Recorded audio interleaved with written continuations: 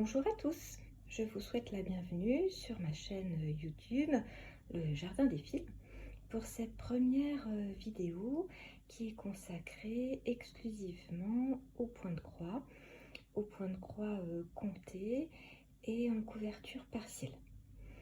Je me présente, je m'appelle Marjorie, j'ai 51 ans, je vis en Alsace et je brode depuis l'adolescence, on va dire depuis de très nombreuses années, avec des grandes périodes de coupure, notamment à l'arrivée de mes enfants. J'ai repris le point de croix de façon plus intensive depuis 5-6 ans maintenant.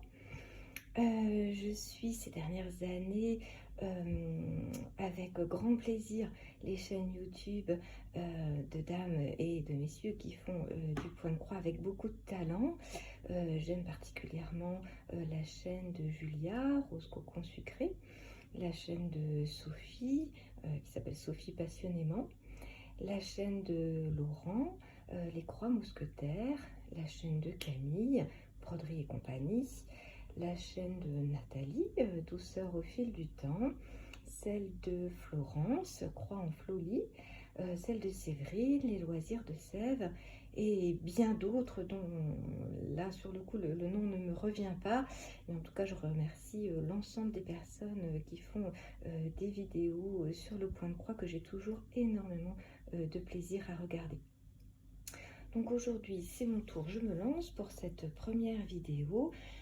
Je vais vous présenter les derniers ouvrages que j'ai terminés, qui ne sont pas encore mis en valeur, mais pour lesquels les broderies sont terminées. Et puis vous montrer mes broderies actuellement en cours. Alors, on va commencer avec une broderie terminée le mois dernier. Voilà, il s'agit d'une grille tirée d'un magazine création Point de Croix. La grille est de Véronique Anginger. Sur la grille, il y a également une tour Eiffel en arrière-plan avec des fleurs de mémoire et l'inscription La Parisienne en dessous du motif de la dame et du chien. J'ai personnellement choisi de ne réaliser que ces deux motifs, la dame et son chien, sur une toile Murano naturelle, 12 fils, que j'ai brodé en un fil à l'aiguille sur 2 fils de trame. Ce qui fait que la couverture n'est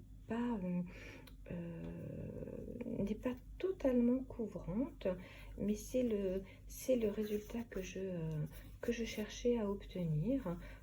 Personnellement ça me plaît beaucoup comme ça.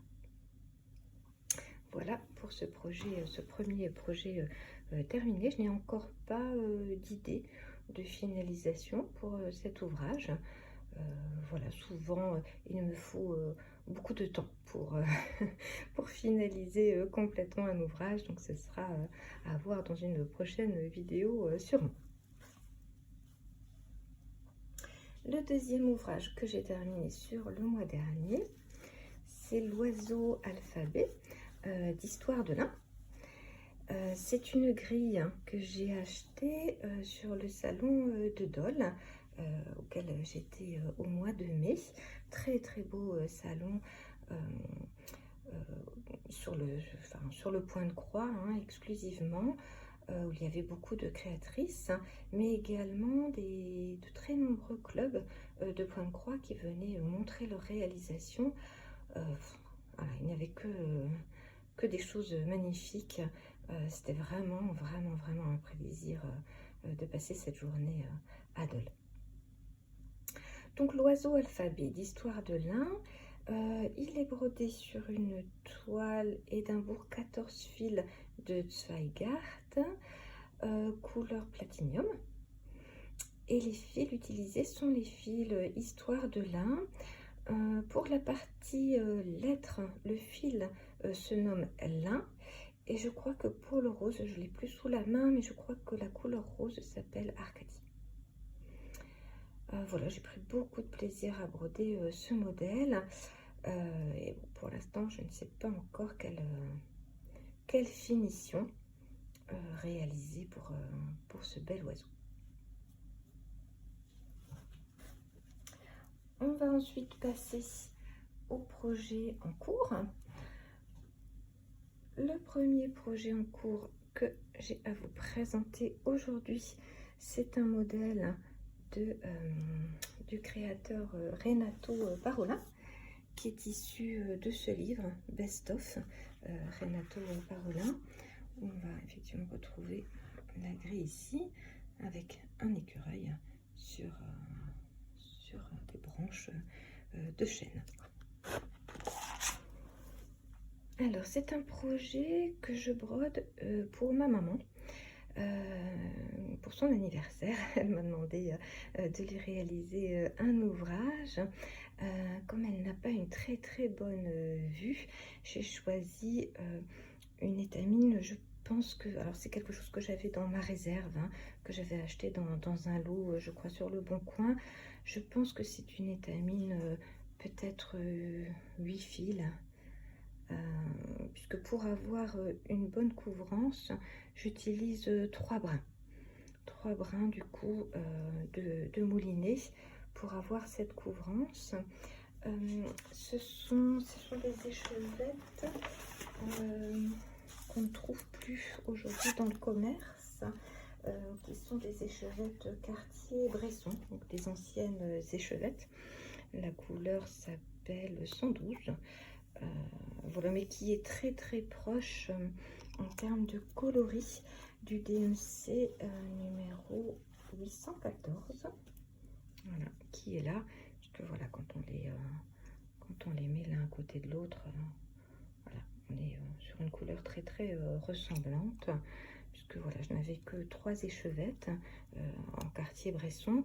J'ai peur de ne pas pouvoir aller au bout, mais voilà, je sais que je pourrais éventuellement compléter avec la couleur 814. Alors, je brode assez rarement des monochromes. Là, c'est effectivement suite à la demande de ma maman. Pour autant, c'est vraiment un projet très agréable à broder et qui se brode assez vite, compte tenu que c'est un 8 ou un 10 fils. Donc voilà, c'est un petit projet sympa qui devrait être terminé assez rapidement. Le projet suivant, c'est un abécédaire fleuri, qui est issu d'un magazine Création.croix, qui est dédié justement aux abécédaires fleuris. Il date, je ne sais plus de quand il date, je ne sais pas d'ailleurs si on retrouve la date. Enfin, c'est un hors-série que l'on peut toujours retrouver sur leur site, Création.croix, qui propose les anciens numéros de magazine. Donc l'abécédaire, je vais vous montrer le modèle. Alors, le choix était difficile parce qu'ils sont tous très beaux dans ce magazine, mais voilà, l'ouvrage terminé et présenté dans le magazine ressemble à ça. Je le trouve vraiment très beau. Alors, j'en suis encore tout au début. J'ai choisi une toile mélange lin coton 15 fils que j'ai acheté chez Demers en fil, un lin coton italien, et j'utilise un brin à l'aiguille sur 2 fils de trame et de chêne.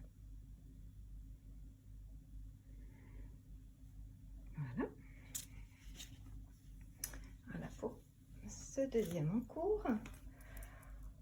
On va passer à l'encours suivant, qui est un encours au long cours, j'ai envie de dire, puisque c'est un projet de grande taille. C'est un projet, c'est une grille de chez Lavender & Lace, que j'ai commencé il y a très longtemps, il y a plusieurs années. Il s'appelle Angel of Spring. Voilà, c'est une grille que j'ai depuis vraiment de très nombreuses années, que j'ai commencé peut-être il y a je sais pas, 6 ou 7 ans. Mais à l'époque, je faisais partie de la team papier. Mais j'avais vraiment beaucoup de difficultés à suivre le diagramme sur du papier. Donc j'avais abandonné, tout simplement. Et puis j'ai découvert les applications de suivi de train de croix.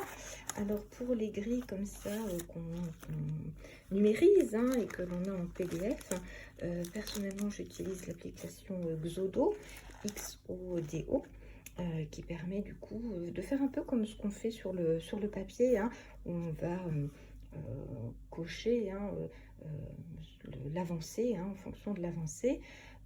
C'est pas aussi perfectionné que Pattern Keeper par exemple, mais c'est quelque chose qui en tout cas pour moi me rend vraiment service, puisque je n'aurais pas pu le continuer sans ça. J'utilise pour cet ouvrage les fils DMC que j'ai comme ça sur petite cartonnette dans la boîte, et on a un mélange de fils, un blanc et un rose, qui est utile dans les dégradés de la robe.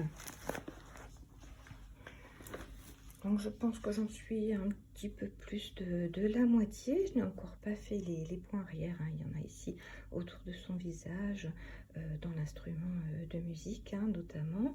Les ailes de l'ange sont finies et j'en suis maintenant dans la robe, qui est encore, encore bien grande, qui va prendre encore tout cet espace. Je la brode sur une toile Aïda en lin, 7 points au centimètre de chez Zweigart, qui est un peu rustique au toucher, mais qui est très agréable à broder. Voilà pour cet ouvrage en cours. L'ouvrage suivant, c'est le sale proposé par All Forest sur leur site internet, le sale des champignons, qui est ma foi vraiment très sympathique à broder. Donc tous les 15 jours, nous avons de disponible sur le site une nouvelle étape. Donc un nouveau champignon à broder. Donc le dernier en date, c'est celui-ci. Et nous aurons un nouveau champignon ce vendredi. Je le brode sur une toile en lin 12 fils.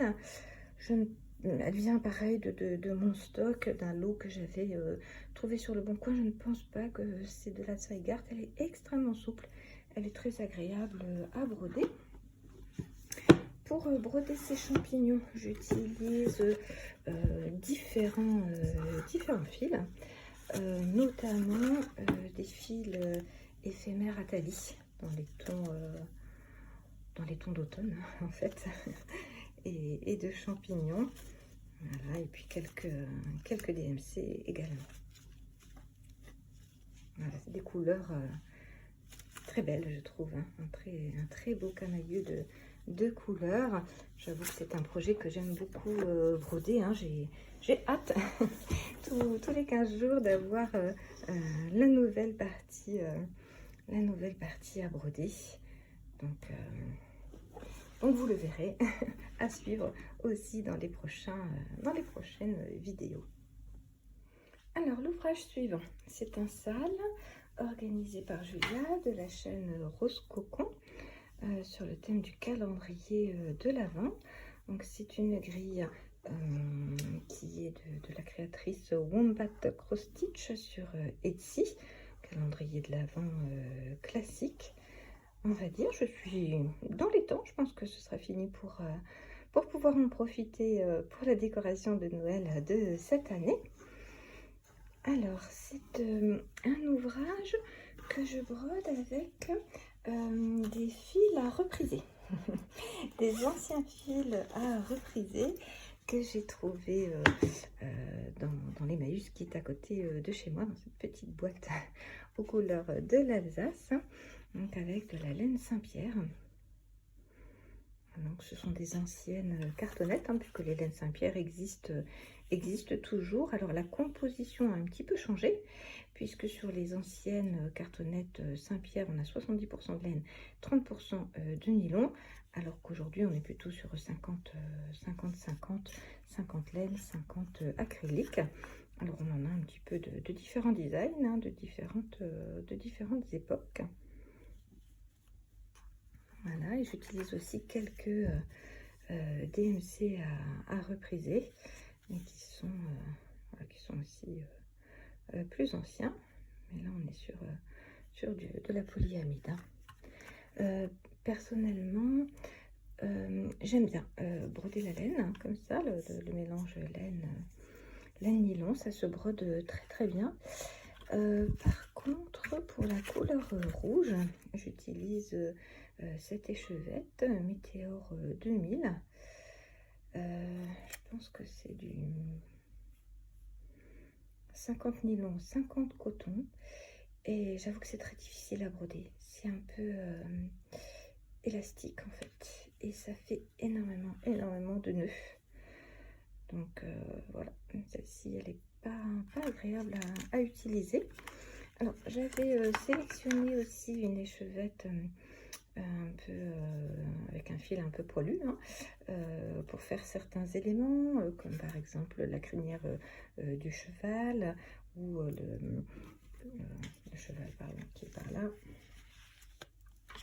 Voilà la crinière un peu là du cheval, ou le bonnet du petit lutin. Mais c'est un fil que j'ai beaucoup de mal à utiliser, hein. Il se casse. Alors c'est vrai que j'utilise une Murano 12 fils naturelle pailletée. Et alors je ne sais pas si c'est la composition de la toile qui fait ça, ou le fait que j'utilise 2 brins de laine à repriser qui est peut-être un petit peu plus épais qu'un brin de moulinet DMC. En tout état de cause, les fils s'abîment beaucoup. Même le fil, le DMC blanc là que j'utilise pour faire les bordures, il a tendance à s'effilocher. Voilà, donc c'est vraiment un ouvrage qui est en bonne voie, on va dire ça comme ça. J'ai beaucoup de plaisir, hein, à le reprendre chaque mois. Donc là, au mois d'août, on aura du coup les 3 cases suivantes qui seront réalisées. Puis ensuite, il restera les 3 cases de fin et la finition. Donc voilà pour cet encours. Alors, il reste encore 2 encours à vous présenter. Alors, voilà ma sirène. Donc, c'est une grille de chez Mirabilia. Donc, la designeuse Nora Corbett. C'est une ancienne grille, hein, qu'on ne trouve plus dans le commerce aujourd'hui, que j'ai aussi depuis un moment. Donc, c'est cette grille-ci. Elle est très belle. Voilà, donc c'est la Queen Mermaid, qui utilise principalement des fils DMC, mais également des fils métallisés. Donc les fils, alors moi je prononce Krainik, hein. Je ne sais pas si c'est comme ça qu'on prononce, Krainik, qu'on prononce comme on veut. Donc j'utilise les fils DMC, plus effectivement les fils métallisés. Donc, il y a 3 couleurs de fils métallisés. Le vert, hein, qu'on va retrouver de façon majoritaire, hein. Le bleu, qui a servi dans le coffre ici à bijoux. Et puis ce doré, qu'on retrouve notamment dans la chevelure. Alors, vous voyez que sur la broderie, il y a des emplacements qui ne sont pas brodés à différents endroits. Alors, ce n'est pas un oubli de ma part, hein. C'est parce qu'il faudra positionner sur ces emplacements des perles en cristal qui s'appellent des treasures. Ce sont des petites breloques en fait, hein, qu'il va falloir coudre, accrocher aux emplacements qui ne sont pas brodés. Alors il y en a de plusieurs sortes, hein, des petites gouttes dans des tonalités de vert et dans des tonalités de violet, et également des petites fleurs à positionner. Voilà, alors également, comme dans la plupart des Mirabilia, on va retrouver également plusieurs types de perles qui seront à coudre. Alors, moi, ça n'est pas mon premier Mirabilia et ça ne me pose pas de difficulté de coudre les perles. Voilà, c'est pas toujours évident avec le fil nylon transparent, puisqu'on ne voit pas trop où est le fil et parfois on peut s'accrocher sur l'arrière. Mais voilà, j'aime beaucoup le rendu, donc ça en vaut vraiment la peine. Voilà pour le Mirabilia. Et on va terminer par le dernier en cours, hein, que j'ai débuté d'ailleurs ce mois-ci. Alors, c'est un modèle de chez Cuore Batik Cuore, la créatrice italienne. Le modèle s'appelle Lavender in Farm. Donc vous l'aurez compris, hein, le thème c'est la lavande. Elle a plusieurs modèles hein, sur les fermes comme ça, la ferme de la lavande, la ferme des tournesols, la ferme des fraises peut-être je crois. Enfin voilà, je le trouve personnellement très très beau. Je le brode sur une toile Zweigart Newcastle, 16 fils de couleur mocha. Et alors pour la première fois, hein, pourtant ça fait vraiment plusieurs décennies que je brode, mais c'est la première fois que j'utilise des fils de soie. Alors, c'est pas la bonne boîte, pardon. C'est celle-ci. J'utilise des fils qui viennent de chez Ouvert à Soie. Voilà, donc des fils de soie. Ça se présente, elles sont très très douces. Hein. C'est vraiment très très agréable au toucher. Donc ça se présente sous forme d'échevettes, hein, comme ceci. Voilà, des échevettes de 5 mètres. Et le principal se divise en 7 brins. Et j'utilise un brin. Donc ça, c'est ce que j'utilise pour, en tout cas sur ce qui a été fait sur les tonalités ici de violet et de blanc. Par contre, pour la partie verte, j'ai gardé un DMC, hein, le 704, pardon, parce que voilà, j'avais trouvé un tableau de correspondance, mais c'est vrai qu'il me proposait ce vert-là, qui est très beau, hein, mais qui sur cette toile ne ressortait pas du tout. On ne le voyait quasiment pas. Donc du coup, je suis repartie sur le DMC. Alors ça, c'est un ouvrage que je vais broder plutôt le matin, hein, et plutôt à la lumière naturelle, parce que j'avoue que le 16 fils, c'est quand même très très petit. Donc voilà, le résultat sera très beau, mais il faudra être patient, parce que c'est vrai que du coup, c'est un ouvrage que je ne vais pas pouvoir broder en soirée. Voilà, on arrive au bout de mes ouvrages en cours. J'ai beaucoup de projets à venir hein, qui pour l'instant sont principalement uniquement dans ma tête, sauf un projet de Madame Lafay qui est le modèle Une amie que je vais réaliser avec une amie qui fait également de la broderie. Donc pour l'instant on réunit le matériel et on débutera quand on sera prêtes toutes les deux, compte tenu des vacances qui arrivent sans doute à la rentrée. Voilà, j'ai eu beaucoup de plaisir à vous présenter mes différents encours. J'espère que je n'ai pas été trop longue et que vous ne vous êtes pas ennuyés. En fonction de l'accueil qui sera réservé à cette vidéo, j'aurai le plaisir de poursuivre l'aventure avec vous et de vous présenter la progression de ces différents projets au fil des mois. Je vous remercie beaucoup d'avoir regardé cette vidéo et j'espère vous dire à bientôt.